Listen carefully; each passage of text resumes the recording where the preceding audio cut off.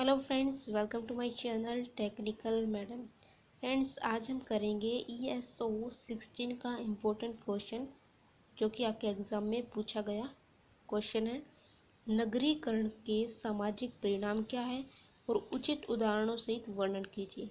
Friends, इसमें जो keyword है वो है आपका नगरीकरण। आपसे ये भी पूछा जा सकता है कि नगरीकरण क्या है और नगरीकरण क्या है, ये क्वेश्चन आपके एग्ज़ाम में पूछा भी गया है। आपको कीवर्ड्स को ध्यान में रखना है। नगरीकरण, तो हमें इसी क्वेश्चन को आज डिस्कस करने वाले हैं। तो चलिए फ्रेंड्स देखते हैं। देखिए, नगरीकरण, अति नागरीकरण, रोजगार के बढ़ते हुए अवसरों के अनुपात में अतिशय विकास नगरीकरण का सूचक है। ओके फ्रेंड्स, रोजगार के बढ़ते हुए अवसरों के अनुपात में अतिशय विकास नगरीकरण का सूचक है। इसका अर्थ यह है कि नगरीय आबादी इतनी ज़्यादा हो जाए कि शहर अपने निवासियों को एक उत्कृष्ट जीवन शैली देने में असमर्थ हो जाए। ओके फ्रेंड्स, ये आपकी हेडिंग है अति नागरिकीकरण। रोजगार के बढ़ते हुए अवसरों के अनुपात में अतिशय विकास नगरीकरण का सूचक है। इसका अर्थ यह है कि नगरीय आबादी इतनी ज़्यादा हो जाए कि शहर अपने निवासियों को एक उत्कृष्ट जीवन शैली देने में असमर्थ हो जाए। रोजगार के बढ़ते हुए अवसरों के अनुपात में अतिशय विकास नगरीकरण का सूचक है। इसका अर्थ यह है कि नगरीय आबादी इतनी ज़्यादा हो जाए कि शहर अपने निवासियों को एक उत्कृष्ट जीवन शैली देने में असमर्थ हो जाए। आगे है, अति नगरीकरण के आधार निम्नलिखित है। फर्स्ट है, औद्योगिकरण तथा नगरीकरण के स्तरों में स्पष्ट रूप से असंतुलन होना। अति नागरिकरण का पहला आधार है औद्योगिकरण तथा नगरीकरण के स्तरों में स्पष्ट रूप से असंतुलन होना। सेकंड है, नगरीकरण की प्रक्रिया उपलब्ध संसाधनों का एक बड़ा भाग हड़प जाती है। नगरीकरण की प्रक्रिया उपलब्ध संसाधनों का एक बड़ा भाग हड़प जाती है और इस प्रकार से समाज के आर्थिक विकास में समस्याएं खड़ी करती है। थर्ड है, जन सुविधाओं और नागरिक सेवाओं की उपलब्धि में कमी होना। थर्ड जो आधार है अति नागरिकरण का, वह है जन सुविधाओं और नागरिक सेवाओं की उपलब्धि में कमी होना। आगे है, अति नगरीकरण में निम्नलिखित समस्याएं उत्पन्न होती है। पहली पॉइंट आपका, फ्रेंड्स अगर आप हेडिंग लिखकर लिखते हो तो आपको मार्क्स अच्छे मिलते हैं। अगर आप पैराग्राफ में लिखते हो तो आपको हेडिंग के मुकाबले आपको कम मार्क्स मिलेंगे। तो आप कोशिश करें कि आप जितनी हो सके हेडिंग डालकर क्वेश्चन को करें। आवास की समस्या, नगरों में आबादी में तेज गति से हो रही वृद्धि के कारण सबसे खेदजनक समस्या आवास की होती है। नगरों में आबादी में तेज गति से हो रही वृद्धि के कारण सबसे खेदजनक समस्या आवास की होती है। नगरों में 77% परिवारों में औसतन 5 व्यक्ति एक कमरे में रहते हैं। नगरों में 77% परिवारों में औसतन 5 व्यक्ति जो है एक कमरे में रहते हैं। ओके फ्रेंड्स, आगे है बी, असुरक्षित और अपर्याप्त जल आपूर्ति। तो हमारी सेकंड हेडिंग है अति नगरीकरण की निम्नलिखित समस्याओं की सेकंड पॉइंट। घरेलू उपयोग के लिए जल की उपलब्धता आधारभूत जन सुविधाओं में से एक है। घरेलू उपयोग के लिए जल की उपलब्धता आधारभूत जन सुविधाओं में से एक है। भारत के लगभग 30% मीन्स 30% नगर निवासी पीने के शुद्ध पानी की सुविधा से वंचित है। भारत के लगभग 30% नगर निवासी पीने के शुद्ध पानी की सुविधा से वंचित है। थर्ड है अप्रभावी और अपर्याप्त परिवहन। नगरों में जनसंख्या बढ़ने से स्थानीय प्रशासन के लिए परिवहन की समस्या जटिल हो गई है और परिवहन के साधन एक साथ दौड़ते हुए भीड़ भाड़ वह ट्रैफिक जाम का एक विचित्र दृश्य खड़ा करते हैं। नगरों में जो कुछ भी परिवहन का जाल पाया जाता है वह भी दुर्दशा के कारण वातावरण के प्रदूषण का एक प्रमुख स्रोत बन जाता है। ओके फ्रेंड्स, आगे है प्रदूषण। अति नागरिकरण प्रदूषण है। अति नागरिकरण से प्रदूषण जैसी भयावह समस्या उत्पन्न होती है जो स्वास्थ्य व मानव के लिए हानिकारक होती है। नगरों में प्रदूषण का सबसे बड़ा स्रोत भीड़ भाड़ से भरी सड़कों पर चलने वाले लगातार बढ़ते परिवहन के साधन हैं। भीड़ भाड़ से भरी सड़कों पर चलने वाले वाहन धुआं, carbon dioxide, nitrogen oxide, hydrocarbon इत्यादि गैस छोड़ते हैं। आगे है पर्यावरण संबंधी गिरावट। आबादी तथा प्रौद्योगिकी प्रदूषण के स्रोतों के साथ ही पर्यावरण के प्रदूषण के कारणों में मानवीय कारक को नज़रअंदाज नहीं किया जा सकता।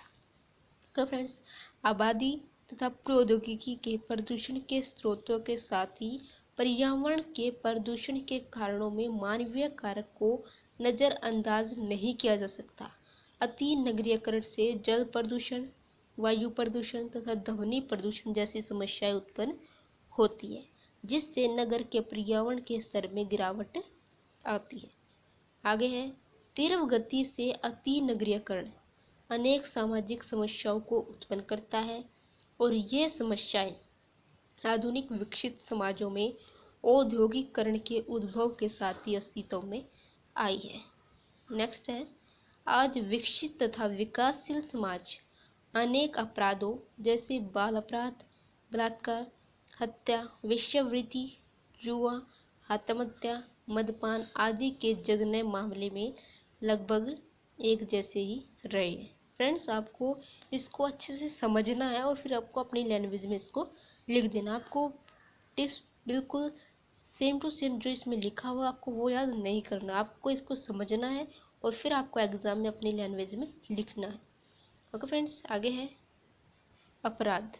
सभी महानगर अपराध तथा बाल अपराध के लिए अनुकूल अवसर प्रदान करते हैं। नगरीकरण की बढ़ती दर के साथ अपराध की दर भी बढ़ती जाती है क्योंकि सफलता के लिए समाज मान्य अवसर आकांक्षा रखने वालों की तुलना में अलग ही रहते हैं।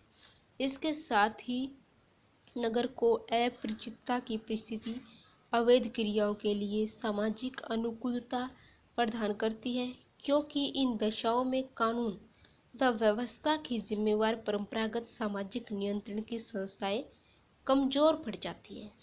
नगर विकास की ऐसी सामाजिक परिस्थितियां कई अपराधों जैसे चोरी, सेंधमारी, अपहरण, हत्या, बलात्कार, जालसाजी, आपराधिक पिपासा, जुआ, वेश्यावृत्ति, मदपान जैसे अनेक समस्याओं को जन्म देती है। सबसे बड़े नगरों में आपराधिक टोलियां जो संगठित अपराधों में संलग्न होती है एक भयानक सामाजिक समस्या बन चुकी। आगे है अलगाव। एक दूसरे के सामाजिक अंतःक्रिया सभी प्रकार के सामाजिक संबंधों तथा सामाजिक समूहों का आधार है। एक दूसरे के सामाजिक अंतःक्रिया सभी प्रकार के सामाजिक संबंधों तथा सामाजिक समूहों का आधार है। आगे है मानव जीवन में इसको उपयोगी तथा जीवंत भूमिका है, चाहे वे ग्रामीण, नगरीय, आदिवासी लोग हो। छोटे समुदायों में जीवन के विभिन्न क्षेत्रों में व्यक्तिगत संबंध प्रगाढ़ होते हैं जबकि नगरीय आबादी में इस प्रकार के घनिष्ठ संबंधों की संभावना क्षीण हो जाती है। नगरों में एक नगरवासी अपने जीवन के विभिन्न पहलुओं में अन्य नगरवासियों के समीप रहता है किंतु सामाजिक रूप से वह सापेक्षिक वृद्धि से श्रम विभाजन तथा कार्यों के विशेषीकरण का जन्म होता है जो आगे चलकर नगरवासियों को अनेक आर्थिक क्रियाओं में संलग्न करके परस्पर आश्रितता प्रदान करती है। इस प्रकार की आश्रितता खंडात्मक होती है तथा किसी भी संपूर्ण कार्य के निश्चित भाग या संभावनाओं का दायरा अत्यंत सीमित होता है। किसी एक समूह की एकता दूसरे समूहों से सामाजिक दूरियां रखकर ही संभव होती है। निवास स्थानों का अलगाव भी नगरों के आंशिक अलगाव की अभिव्यक्ति है। आगे है कुसमायोजन। नगरीकरण की प्रक्रिया नगर जीवन की जटिलता को बढ़ाती है। यह सामाजिक परिवर्तन के कारकों को जन्म व एवं वेग देकर नई नई सामाजिक वास्तविकता प्रस्तुत करती है, जो योग्य समायोजन के लिए ऐसा दबाव डालती है जिसकी अवगणना असंभव होती है।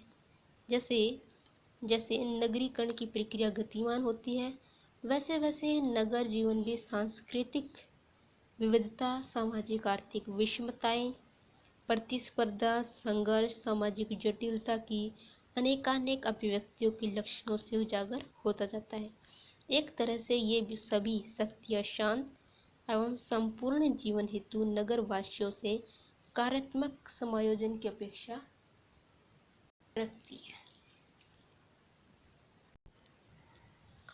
कुसमायोजन की समस्या उन नगरवासियों के लिए और भी विकट रूप धारण कर लेती है जो हाल ही में नगर में आए होते हैं।